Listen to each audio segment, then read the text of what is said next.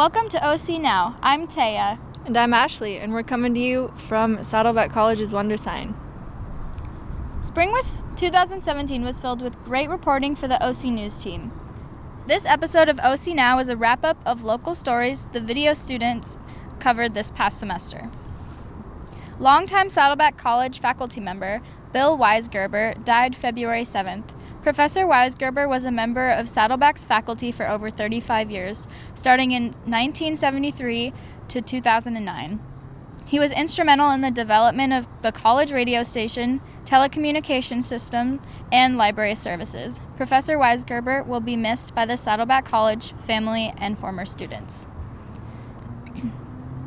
Saddleback ASG and students celebrated Awareness Day on March 7th.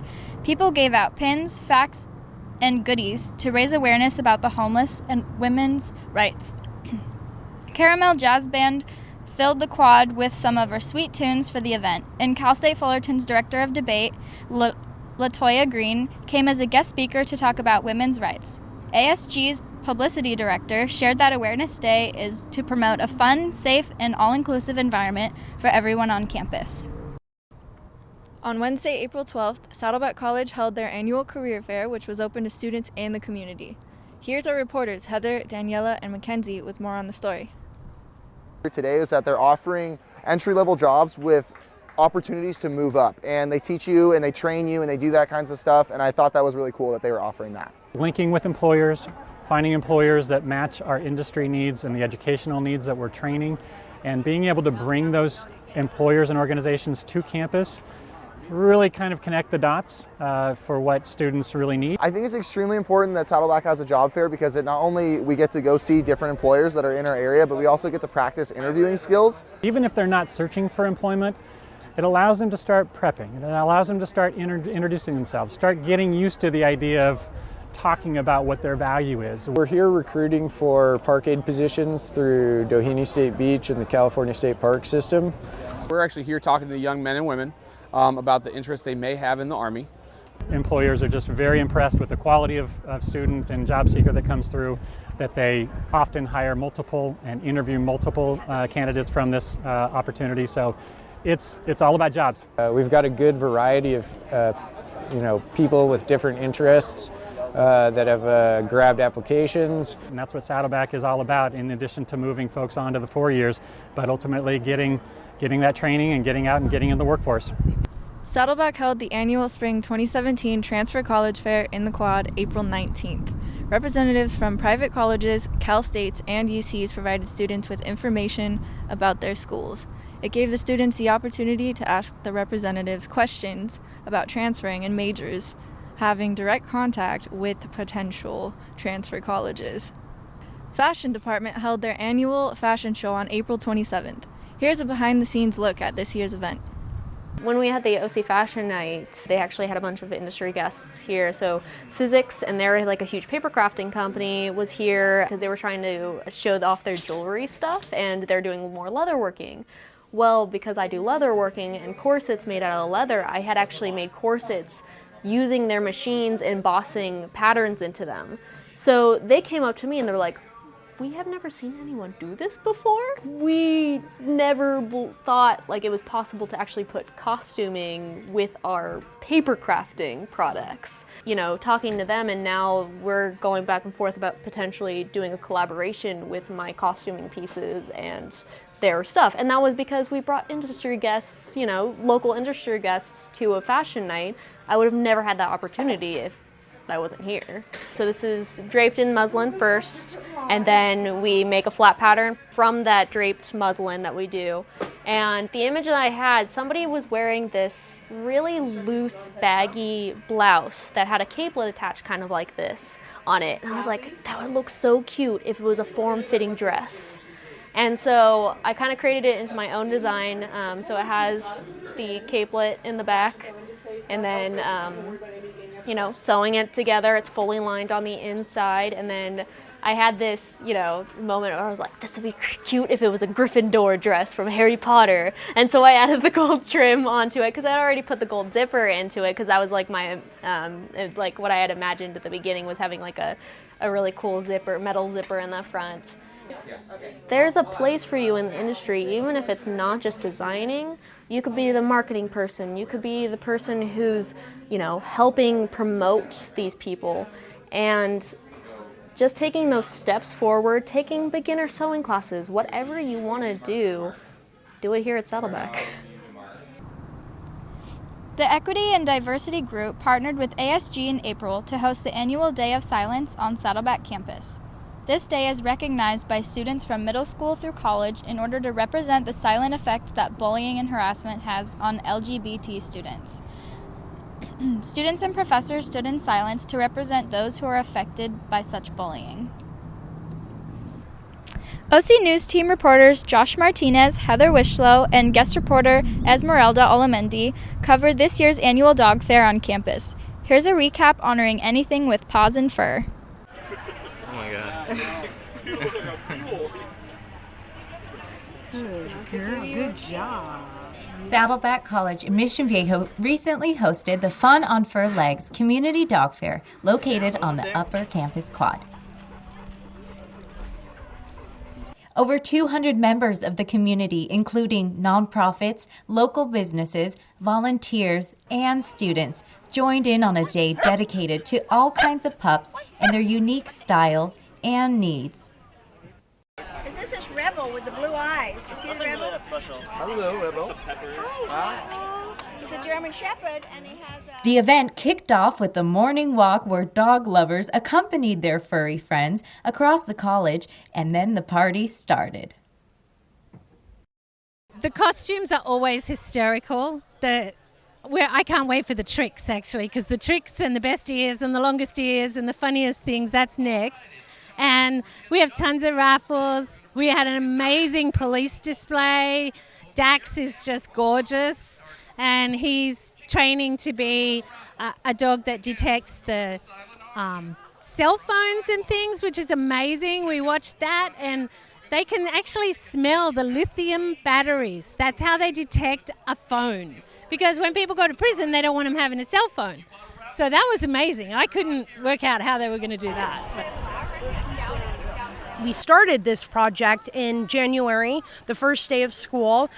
We had received very little information as to what we were going to be doing because this was our semester business project. So pretty much everything to put into this is how to start a business. So the relevance between the dog fair and the business class is that you are basically putting on this business for one day, and we started the advertising by making our posters and doing, small flyers. We started advertising them at, local places like Santoro's, Wings, which is across the street, Starbucks. That's kind of how we started getting the word going.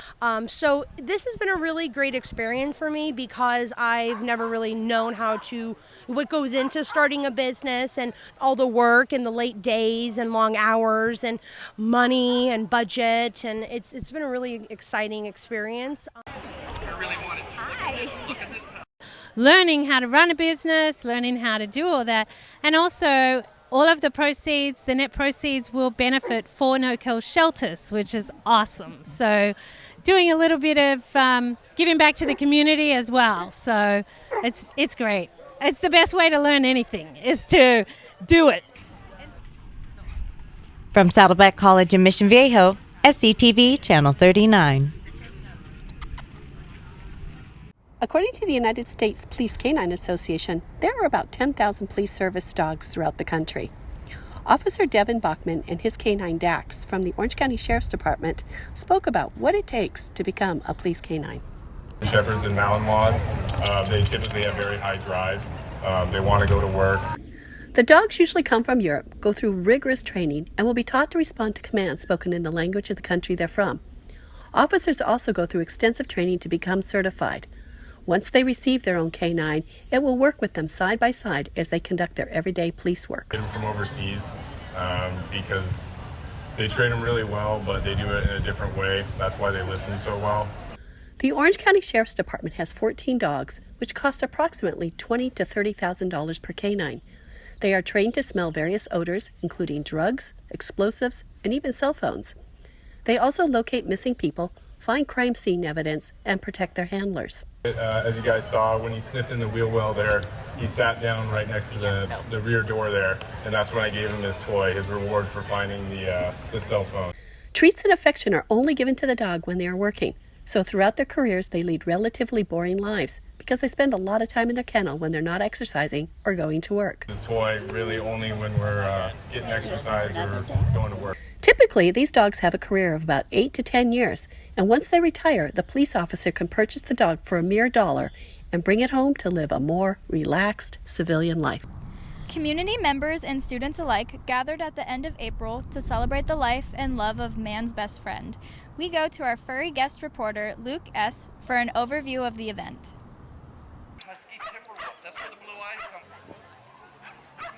On April 27th, Saddleback College campus invited all of my furry friends and I for the annual dog fair. I took my human to the location for a real nose-to-the-ground scoop on the story. The event started at 8 a.m. and lasted until 2 p.m. I made sure to get there early to meet some of the vendors and sign in at registration, but dog. There's a dog. Hello, I'm Luke.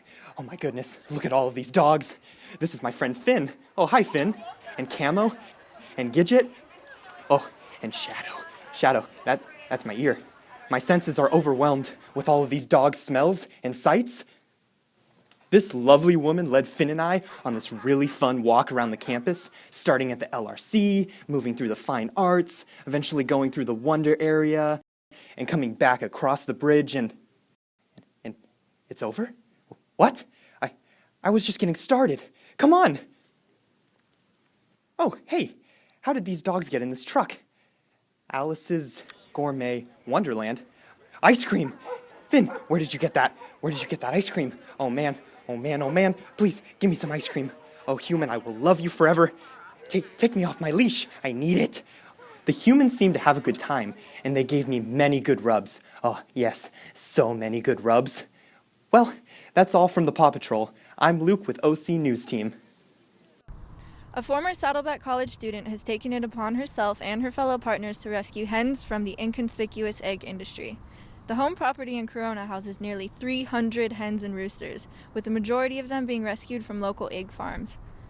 The rescued animals have an increased lifespan, are given full health coverage, and have become a part of the Little Red Birds. We sent out Joshua Martinez to meet with Cerise Ostrom.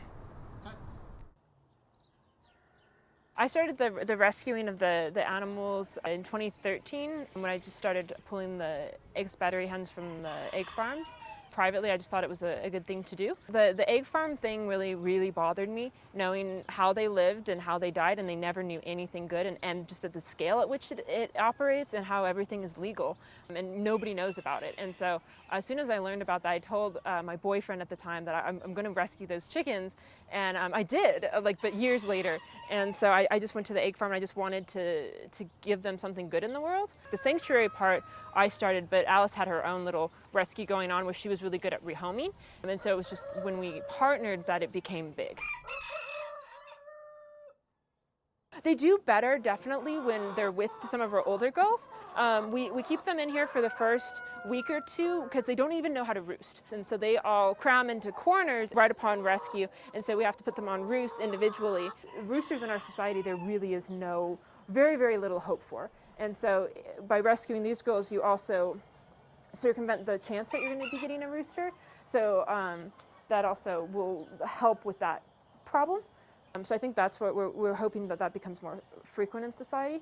The underlying goal for us, to a large extent, is in the individualization of each one being somebody. Like somebody's in there, someone's looking back at you, and they deserve, they're just not treated as something living, and giving them that back. The most recent one was March 4th, and so she's one of our girls from the rescue. And so you can see she's been debeaked. They spent their whole lives warehoused in the tiny little cages, and they never felt sunlight or breathed fresh air, and they were not handled very gently. And so they basically nothing good in their lives. And so part of our program is to try to just give them back the life that they never got to live. Why are you creating more life, like breeding, when these girls could just use a happily ever after in someone's backyard where they can feel sunlight It's more knowledge, I think, than it is work. Just knowing how to feed them, how to take care of them, predator protection. And once you kind of get the basics down, they're definitely less work, I think, than a dog and a cat. They are not that much work as long as you know what you're doing. If you're interested in getting chickens, try to give these girls a second chance, because the more we're able to place, the more get homes, the more they get out. Because if they're not here, they're dead, basically. And we just want to give as many of them a chance as possible, and to make this more of a thing versus like a norm in society, to be like, all right, you guys suffered, so now you get to live. You get to retire instead of you get to die. Our Instagram is Little Red Birds with an S, and then I think the Facebook page is Little Red Bird Sanctuary, and it has the logo with the black and red logo. Rugby is one of the fastest growing sports in America, with the Rugby World Cup Sevens coming to the U.S. for the first time ever in summer of 2018. Here is reporter Wade Holm. Yeah, California youth rugby means a lot to me. I've been involved in rugby for 8 years, which is as long as I've been in America. As you can tell, I don't come from here. I come from South Africa, where rugby is a very big part of our lives. And ever since I've been part of the community here in San Clemente, it's been rugby that's actually brought me close to people. It's given me a hobby to do. Greg Foreman is a resident of Orange County and has been president of a local rugby club in San Clemente. California Youth Rugby is a league. It starts off at the under 8 level and it goes all the way up to under 18 level. There's obviously a men's division too, but that's not what I'm involved in. I'm involved in the youth league, and we have different versions of the game. We have a 15-man version of the game. We have a 7-man's version of the game. 15 players on each team is the traditional way of playing rugby, while 7 players on each team is a new way of making a faster, more streamlined game. San Clemente's got a team. We've had a team for 12 years, across all ages, from under 8 to under 18. Actually pleased to say that we're now actually getting a girls team as well, which will be started this summer. But yes, we form part of the Orange County division. There's an Orange County, a San Diego, a Los Angeles, and a Northern California division. And within our area, we've got about 60 clubs that play rugby in and around our area, from San Luis Obispo down to the Mexico border and inland to the Inland Empire. Rugby in Orange County started just over a decade ago with 2 teams. It has grown considerably since. Well, yeah, it started in San Clemente and Southern California at the same time, because the San Clemente Gators founding president, Carl Terry, actually was one of 2 clubs to start here 12 years ago. It was San Clemente and Fullerton played their first ever game of rugby, and there from then, as I mentioned, we've grown to 60 clubs and 50 high schools. Rugby is a fast-growing sport, and there are many opportunities to get involved. To anybody is just whatever city you live in, you go Google the city name and youth rugby, and I can pretty much guarantee you're going to have a youth rugby club within 20 miles from where you currently stay. Rugby is the fastest growing sport in America. Not many people know that. This is Wade Holm from OC Now, signing off.